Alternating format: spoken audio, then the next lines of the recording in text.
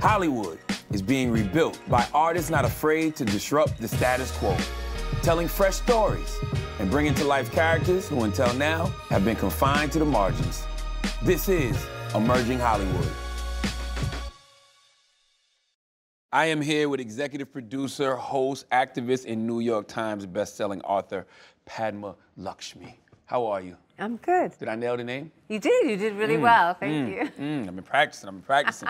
Now, what's the name mean? I'm big on names. Padma means lotus or water lily. It's a flower that blooms in stagnant water. And Lakshmi is also usually a first name, but not always, and is the goddess of prosperity in Hinduism, both in Sanskrit. How do you feel like you've lived up to your name thus far? I think to a large degree, I probably have blossomed in some stagnant water. Definitely, it's a good metaphor. Prosperity, I'm working on it. you look prosperous to me. I'm doing fine. Yes. I'm doing fine.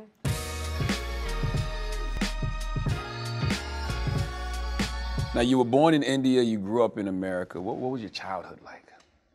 My childhood was divided between New York City and South India. I grew up an American kid, a latchkey kid. My mom was a single parent.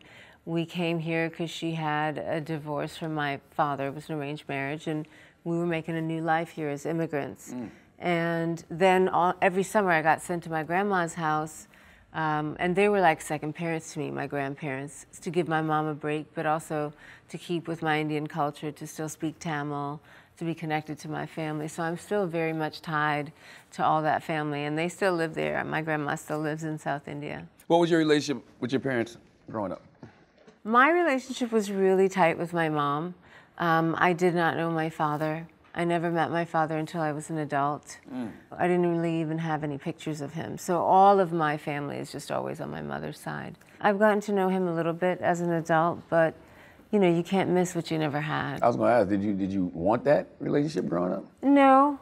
I had many people in my mother's family who served as surrogate fathers. I had my grandfather, who I'm incredibly, close to, and I was loved and parented by, a big group of people. Now, what made you appreciate other cultures? How did you feel when people, I guess, didn't appreciate yours per se?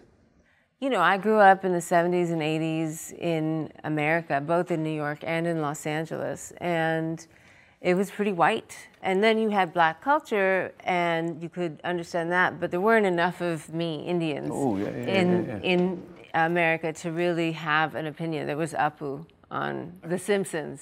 Oh. That's the only, Gotcha. that was the only thing that you saw of Indian people in the media. So kids didn't know, or Indiana Jones. If you're Indian and you see that movie, and it broke my heart because I love Steven Spielberg. I love E.T., I love Color Purple, I love him as a filmmaker. But that movie, if you talk to any Indian kid who grew up in America, they will tell you that it was really hard. They're eating monkey brains and snakes, and fine if people want to do that, but that's so antithetical to most of Indian culture, and then you get teased for that stuff. And so I did get bullied, but because I had to navigate two cultures, because I split my childhood in this way, it made me suffer in the short term, I think. You're never Indian enough and you're never American enough here in America. So you always feel like an outsider. But as an adult, I honestly think that was a good training ground for understanding how different people think. And I think that's a lesson that all of us can benefit from. I think that's really what made me interested in culture, because I grew up in an immigrant culture. And, it wasn't that I grew up with a lot of Indians. I grew up, though, with a lot of immigrants from Mexico, from the Philippines, a lot of black kids, That's how I grew up. I had to code switch a little bit. And there was a lot of people code switch again. We saw it. We all were different when we walked through the threshold of our immigrant parents. When's the first time you think you felt seen as far as like representation in the industry? Be like, oh, that's me. Nobody. Wow. Nobody. I mean, now on TV and in film, you have a lot of Indian actors, There's Kal Penn, there's Sarita Chowdhury, who's a fantastic actor. There's, Mindy Kaling, there's Hasan Minhaj, there's, all these wonderful people. But when I was first on TV, there weren't any of those people. Maybe Sarita. Sarita had certainly done that movie with Denzel. There was Dr. Sanjay Gupta on CNN. That's who I could point to. I grew up around a lot of cultures in this country, and it's what made my childhood really rich and really deep. And I want us as Americans to remember that.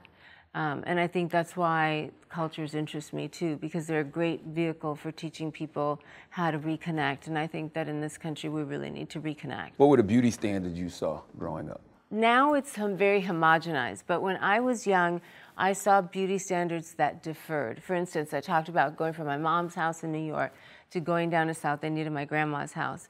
And in the 80s still, it was more desirable to be voluptuous. You looked better in a sari, you filled it out, you know, that was the Indian beauty, that kind of curvaceous, typical temple sculpture, right? Mm-hmm. But in America, it was already to be thin, you know, it was already like very statuesque and, you know, Christy Brinkley and thinner. That was the white view. Mm-hmm. Oh, definitely white, all white. Other than Beverly Johnson, who I saw when I was really young, I didn't see any brown or black girls or women on the covers of anything, not on TV, not in commercials, not in magazines. And I think going from those two cultures, which had different beauty standards, what they all had in common, whether it's India or America, is light skin is better. Light skin is better. It's more desirable, it's more beautiful. Which is BS, by the way. Which is totally BS, yeah, but you internalize that stuff. Yeah, I'm a blacker the berry, the sweeter the juice type of guy. Okay. Yeah, absolutely. But how did that affect what you viewed as your place in the world? I honestly, I didn't know that I would ever be able to be allowed into the circle.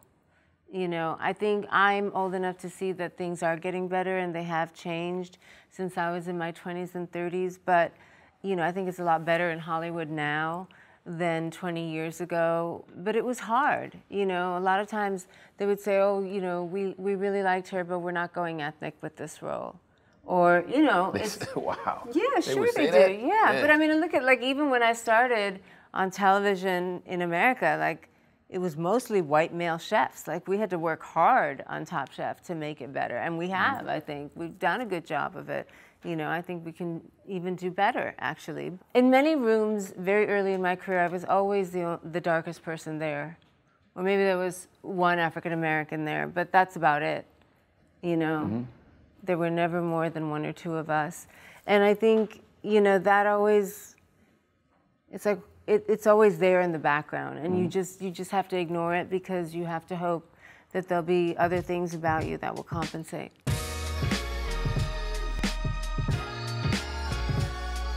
For many young Indian girls and women in America, I think I'm the first Indian woman or Asian they've seen, you know, and it's nice because I'm playing myself on Top Chef. I'm not acting in that, and I don't, you know, play a role. My role is not dependent on my ethnicity or the color of my skin. It's just what I bring to that role. Is that a lot of pressure, knowing that you're that representation? No, it's not pressure because I always want to do my best anyway. I'd like to be a role model for my daughter and for other young girls like her, but I also have to be myself. And that's a flawed person who will also make mistakes sometimes or whatever. But on average, I would like there to be more people like me on TV so that we see different points of view. You know, that's what Taste the Nation is all about. Nobody was doing that. And I got turned down by 7 networks before one let me do Taste the Nation. And I'm glad I wound up where I am, because I think they're a great support to me. But, you know, we only saw one food story in America. And that I knew was not the only story because I had traveled the country for so many years with Top Chef and before. I knew that there was all this interesting food, and behind that food, there was really a bunch of interesting people, you know? That's what the Gullah Geechee episode is all about. That's right. In Charleston. That's right, 843. And also, you know, there were these Native American stories that were really cool, and these Thai stories. And so, I'm just lucky now to be doing what I love, independent of what my skin color is and what I look like. You know, I started out as a model, and then I, you know, was acting, and I'm happy to be free of the shackles of having to fit someone else's visual representation of what the job requires. The job requires me because I'm good at my job. You admitted when you started that you had imposter syndrome. So how did you overcome it? I still have imposter syndrome. I know. Don't you go in and out, right? You know what? It depends on the day, honestly. I have to be honest. Like, I have opportunities coming to me now that I would have killed for 10 years ago. And it's so late in coming that I'm sometimes like, don't believe I should even have it sometimes. I'm like, oh, well, I don't know. And, you know, I was like, in my head, I'm like, where were you 10 years ago? Because I was the same person. I was certainly the same talent. And everything just takes longer.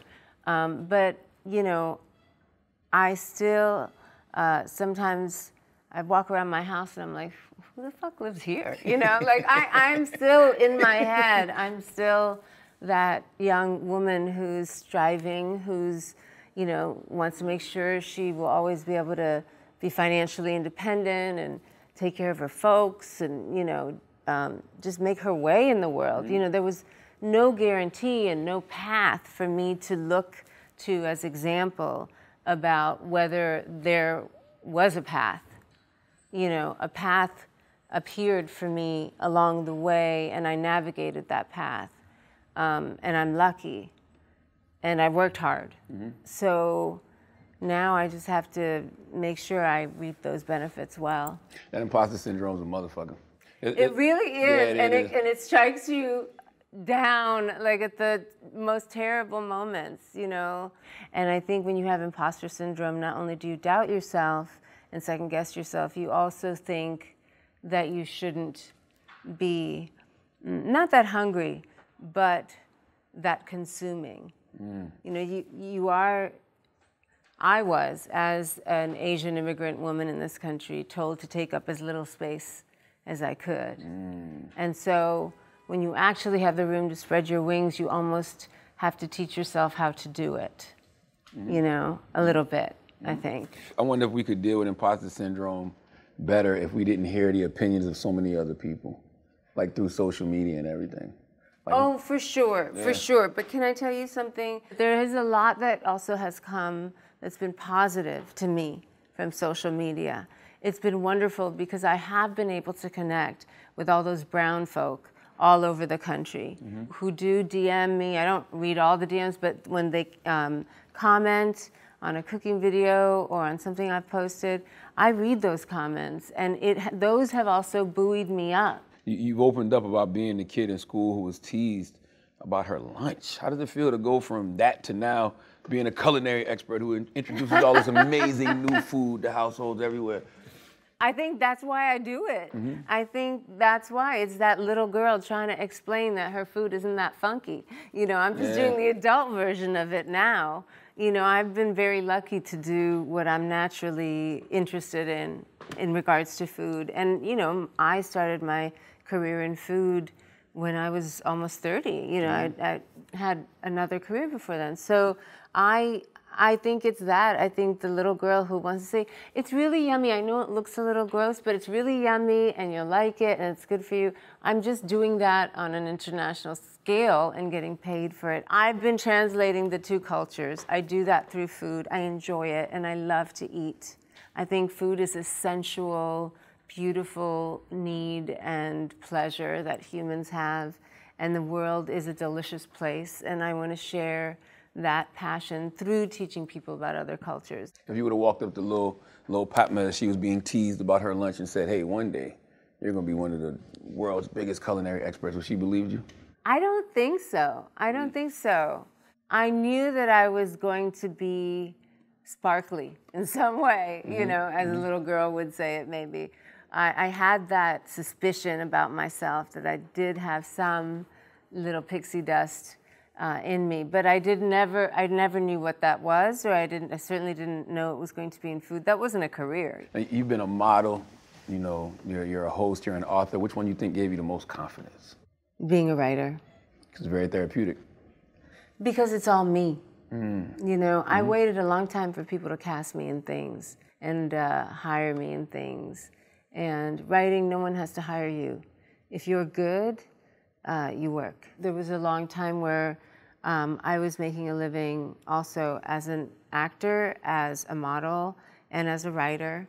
And The writing is good because you can go anywhere, and it's just you and your intellect and your imagination. Mm-hmm.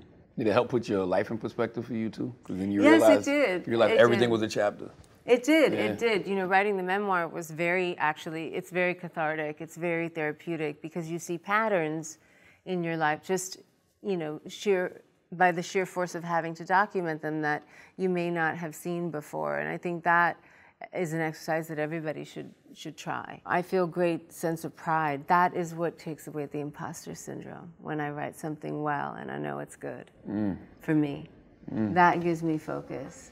Now, you talked about, you know, being a representation for a lot of young women. You're a prominent South Asian woman. You know, a lot of them see themselves in you. What does that mean to you? I'm glad they have me to see. I'd love to have a me to see. And I hope they have more of us, you know. I don't think you need to see just people who look like you. Like, I think I really admired Oprah. I really, you know, admired different women, Gloria Steinem. I really admired, you know, a lot of women that I saw in the media who I knew were smart, who were accomplished, who were making their mark in the world. And none of them looked like me. So I still got the benefit of that example. But it would have been so much nicer to also have somebody who looked a little bit like me. And I think I want that for all the girls. It means the world to me, because then that means hopefully their path will be easier than mine was. I mentor 2 or 3 young women in their 20s, and it's the most gratifying work I do. And I wish I had had that so that I could do this instead of this, you know. But that's okay. I had to do that. I did that. I did what I needed to do.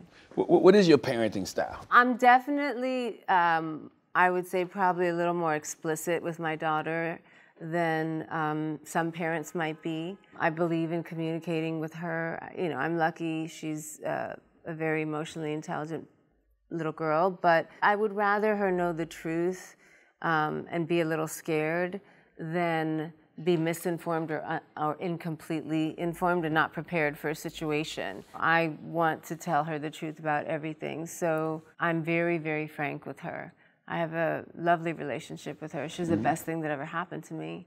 I didn't think I was going to be able to have a daughter or a son. I just didn't. I was told I couldn't have children, so the fact that she exists in of itself is just a gift. She's a miracle in a lot of ways. Yeah, right? yeah, definitely, definitely. And I don't think you have to have children to be complete, but in my case, I do think that it opened me up in a much deeper emotional way that was very positive on my life. What did you learn late that you taught her early? I've taught her how to protect herself. When I sent her even to pre-K in language that is appropriate for her, I just told her, if, you know, anyone touches you or makes you touch them and you don't feel okay about it, Mommy will never get mad at you. You just run, you know, you say no, you run, you go. And you tell someone you trust. I don't care if it's somebody Mommy knows, somebody Daddy knows, somebody at school. And, you know, that's really early. We're talking having that conversation at 4. I did it because I wanted her to be prepared and have the language to protect herself. Kids need to know that they still have authority and dominion over their own bodies. Absolutely. And so I wanted to make sure to empower her and that she knew. What about when it comes to like mental and emotional health? Do you talk to her about those things?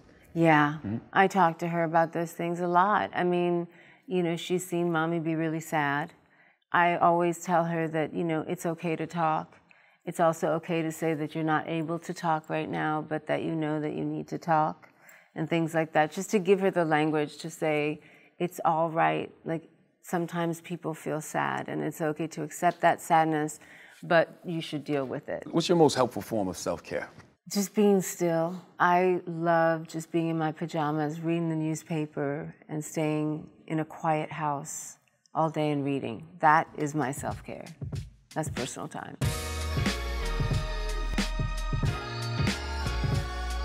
Now, you're an advocate and ambassador for many important causes. When did you realize like your voice could be a tool for positive change? When I found out I couldn't have children, and I started a foundation with my surgeon for a women's reproductive disorder called endometriosis. I'm so glad you pronounced that, not immigrant. I was looking at it like, should I try it? Listen, it happens to everybody. You're not even a doctor. There are a lot of doctors who can't pronounce it still. Absolutely. So we started this foundation, and we've been able to do a lot in a decade. And, you know, it's an icky thing. Like, nobody wants to talk about their period. But, you know, it's a disease of the womb, and that's where we all come from. And so I'm really proud of the work we've done there. And, you know, I think that experience of speaking out about that issue, which is so personal, it laid the ground for me. It was a great training ground for me to then later work with the ACLU and the United Nations. I would never be able to do all that I've done with ACLU on immigrant rights if it wasn't for what I got the experience of and learned just with the medical foundation. And so it was that experience that made me really understand that, oh, okay, I can use my public persona to just like throw attention to this. Yeah, I think the best thing about that is just being able to dispense that information. Mm-hmm. You know what I mean? Because it happens to so many women, they just don't know what's behind it. You know? Yeah. That's one of the things, like we educated like 35,000 at last count kids in the New York area, and I went on a ride-along, and one of the best things was this 15-year-old kid came up to me and he said, what would you do if you thought somebody had it? And I said, I would get them a specialist. I would look online, and you can go to our website. And he said, after hearing you talk, I think my mom has it. Wow. And I want to help her because I always see her suffering. And that is a win. That's a great win Absolutely. For me because, that boy is going to grow up to be hopefully a great partner, great father, great colleague. So that work became really gratifying to me.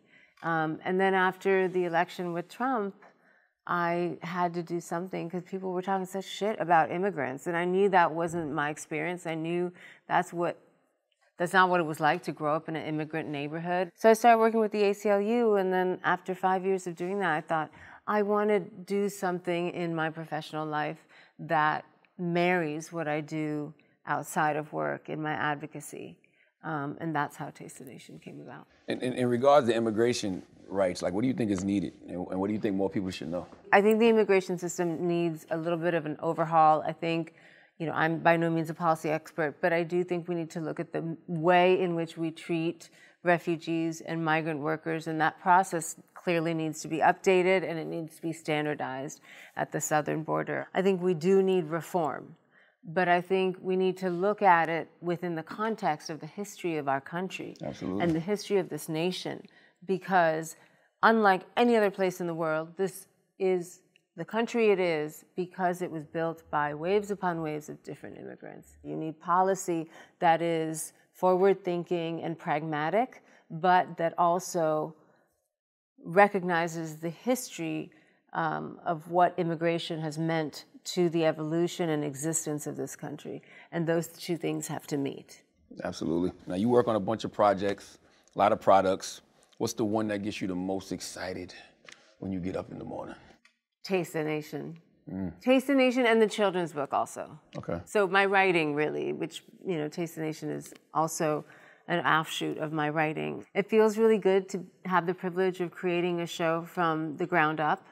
That's nothing I've had before, Taste the Nation, and it feels really great to do that. When I'm filming Taste the Nation, if I have to be up at 5, I naturally wake up at 4:30 because I'm excited at what the day is going to bring, and it's really thrilling to me. And it feels really great to write a children's book because what I feel like my mission is becoming is to really educate everybody about food and how that affects us, both physically, emotionally, and spiritually, and mentally. Like, I think a lot of mental health centers around food as well. Absolutely. The preparation of it, the communing with someone else over it, the comfort that it gives you. It plays a really big role in so much of our lives. And I think teaching kids about food, I would like to do more of that. If you could go back, what would you tell your 18-year-old self? Everything takes longer than you think it's going to. Everything takes longer. And you just have to be really patient with yourself and to relax. I would say relax a little bit. If you could go forward, what would you say to your 70-year-old self? I hope you had enough fun along the way. A lot of fun. A lot of fun. Yeah, a lot of good fun. Yeah. I think that's what we're missing a little bit. They don't tell you that when you finally get the success you dream about, you don't have time to enjoy it sometimes. But I hope that whatever my projects are, that I really enjoy the shit out of them. Like just suck all the juice and learn and grow. That's what I hope for myself. Well, Padma, I've enjoyed the shit out of this time. Thank I you. hope you have too. I have too.